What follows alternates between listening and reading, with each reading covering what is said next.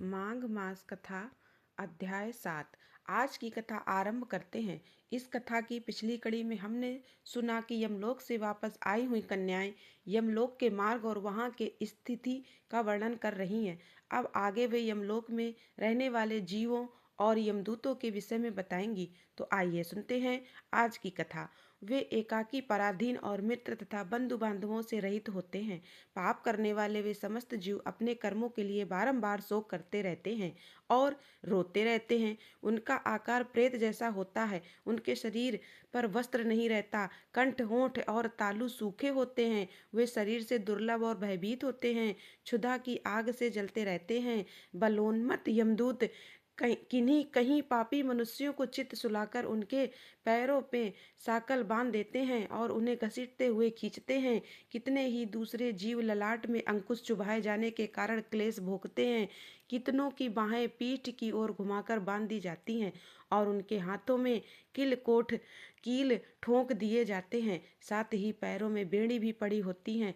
अब ऐसी दशा में भूख का कष्ट सहन करते हुए उन्हें जाना पड़ता है। कुछ दूसरे जीवों के गले में रस्सी बांधकर उन्हें पशुओं की भांति घसीटा जाता है और वे अत्यंत दुख उठाते रहते हैं। किंतु ही मनुष्य जीवा में रस्सी बांधकर उन्हें खींचा जाता है। किन्हीं की कमर में भी रस्सी बांधी जाती है और उन्हें गर्दनियां देकर इधर उधर धकेला जाता है।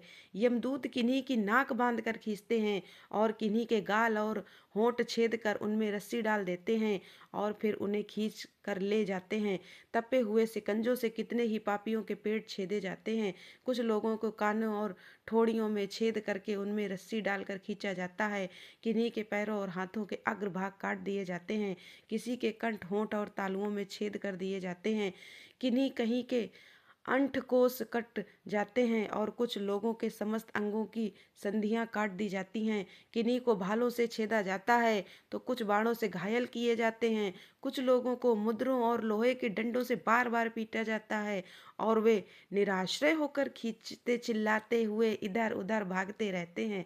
प्रज्वलित अग्नि के समान कांति वाले भांति भांति के भयंकर आरों और भिन्न पालों से उन्हें विदर्ण किया जाता है और वे पापी जीव तथा रक्त बहाते हुए घाव से पीड़ित होते हुए कीड़ों से डसे जाते हैं। इस प्रकार उन्हें विवश होकर यमलोक में ले जाया जाता है। वे भूख और प्यास से पीड़ित रहकर अन्न और जल मांगते हैं। धूप से बचने के लिए छाया मांगते हैं। शीत से व्यथित होकर तापने के लिए अग्नि मांगते हैं। जिन्होंने आगे बताई गई इन वस्तुओं का दान नहीं किया होता है वे उसे पाथे रहित पथ पर इसी प्रकार कष्ट सहते हुए यात्रा करनी पड़ती है। और इस प्रकार अत्यंत दुखमय मार्ग से चलकर जब वे प्रेत लोक में जाते हैं तब दूत उन्हें यमराज जी के आगे उपस्थित करते हैं। उस समय वे पापी जीव यमराज को भयानक रूप में देखते हैं। वहाँ असंख्यों भयानक यमदूत जो काजल के समान काले, महान, वीर और अत्यंत क्रूर होते हैं। वे हाथों में सब प्रकार के अस्त्र शस्त्र लिए उपस्थित रहते हैं। ऐसे ही परिवार के साथ बैठे हुए यमराज और चित्रगुप्त को पापी जीव अत्यंत भयंकर रूप में देखते हैं। उस समय भगवान यमराज और चित्रगुप्त उन पापियों को धर्मयुक्त वाक्यों से समझाते हुए बड़े जोर जोर से फटकारते हैं।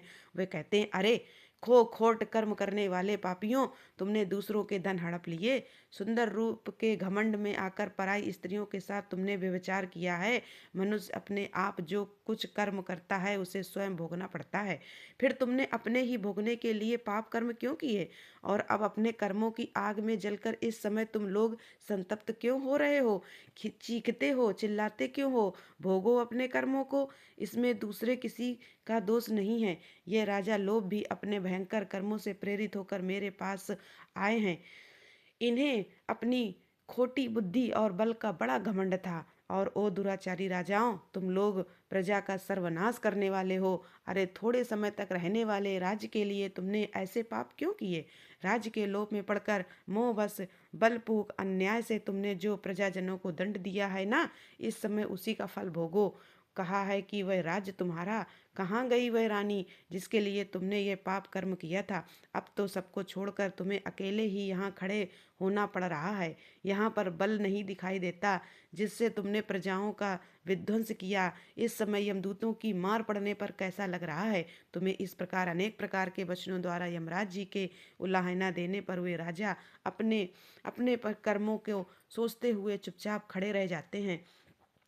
और इस प्रकार राजाओं से धर्म की बात कहकर धर्मराज उनके पाप पंख की शुद्धि के लिए अपने दूतों से कहते हैं, ओ चंड, ओ महाचंड, तुम इन राजाओं को पकड़कर ले जाओ और क्रमशः नरक की आग में डालकर इन्हें पापों से शुद्ध करो जाओ। इतना कहते ही वे यमदूत शीघ्र ही उठकर राजाओं के पैर पकड़ लेते हैं और उन्हें बड़े वेग से आकाश में घुमाकर ऊपर फेंकते हैं। उसके बाद उन्हें पूरा बल लगाकर तपाई हुई शिला पर बड़े वेग से पटकते हैं, मानो किसी महान वृक्ष पर वज्र से प्रहार हो रहा हो। शिला पर गिरने से उनका शरीर चूर चूर हो जाता है और रक्त के स्रोत बहने लगते हैं और जीव अचेत और निश्चेष्ट हो जाते हैं। तत्पश्चात वायु का स्पर्श होने पर वह धीरे धीरे फिर सांसें लेने लगता है। उसके बाद पाप की शुद्धि के लिए उसे नर्क के समुद्र में डाल दिया जाता है। इस पृथ्वी के नीचे नर्क की 28 कोटियां हैं। वे 7वें तल के अंत में भयंकर अंधकार के भीतर स्थित हैं। उनमें पहली कोटि का नाम है घोरा, उसके नीचे सुघोरा की स्थिति है, तीसरी है अति घोरा है, चौथी है महाघोरा और पंचमी कोटि घोर रूपा है, छठी का नाम तरल तारा है, सातवीं का भयानका, आठवीं का कालरात्रि और नवीं का भयोत्कटा है। उसके नीचे 10वीं कोटि चंडा है, उसके भी नीचे महाचंडा है, 12वीं का नाम है चंड कोलाहला, उसके बाद प्रचंडा, नरनायिका, कराला, विकराला और वज्रा हैं। 3 अन्य नरकों के साथ वज्रा की 20वीं संख्या है और इसके सिवा चित्रकोणा, पंचकोणा, सुदीर्घा, परिवर्तुला, सप्तभौमा, अष्टभौमा, दीप्ता और माया, ये 8 और कोटियां हैं।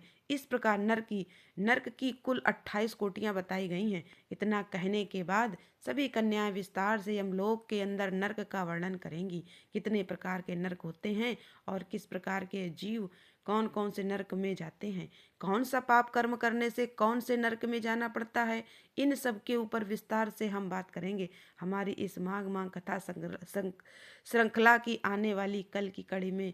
क्या इन नरकों का वर्णन सुनकर आपको भी भय लग रहा है?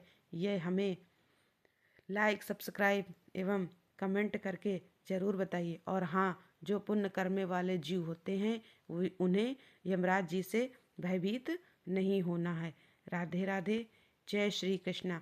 आवश्यकता नहीं है, जो भगवान श्री हरि की शरण में रहते हैं, जो उनके अनन्य भक्त होते हैं, उन्हें किसी भी प्रकार से यमराज जी कोई दंड नहीं देते। इसलिए निर्भक हो जाइए और हम आपसे मिलेंगे हमारे आगे की अगली कड़ी में प्रातः। और राधे राधे, जय श्री कृष्णा। दोस्तों प्लीज़ वीडियो को लाइक सब्सक्राइब अवश्य करें, कृपया। धन्यवाद। अवश्य करें, धन्यवाद। लाइक सब्सक्राइब अवश्य करें, धन्यवाद।